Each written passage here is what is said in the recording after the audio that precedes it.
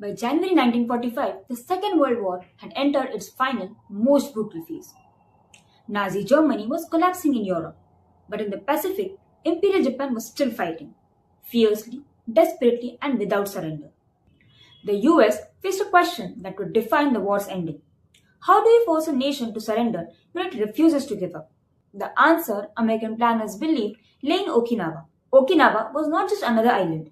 It was only 550 kilometers from mainland Japan, close enough to serve as a launchpad for an invasion of the home islands.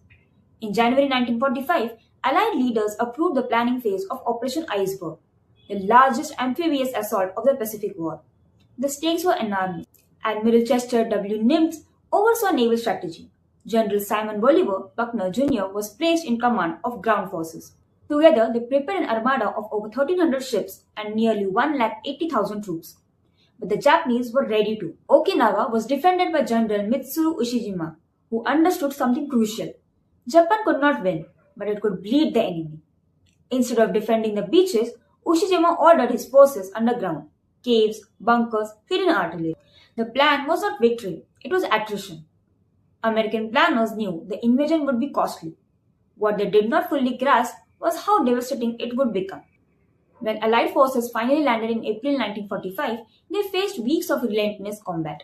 Rain turned battlefields into swamps. Every hill became a fortress, every cave a death trap. Then came the skies. Japan unleashed kamikaze attacks. Suicide pilots crashing into Allied ships. Hundreds of vessels were damaged or sunk. Thousands of sailors died.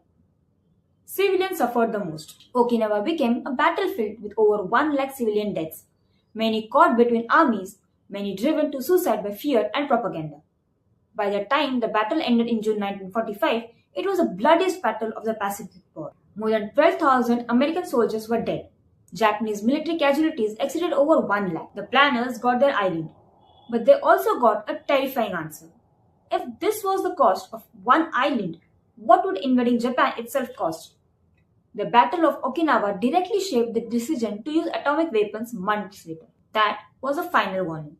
Victory was possible, but it would come at a price humanity might not survive. If stories like this matter to you, connect with us on YouTube, where history is told with context, not shortcuts.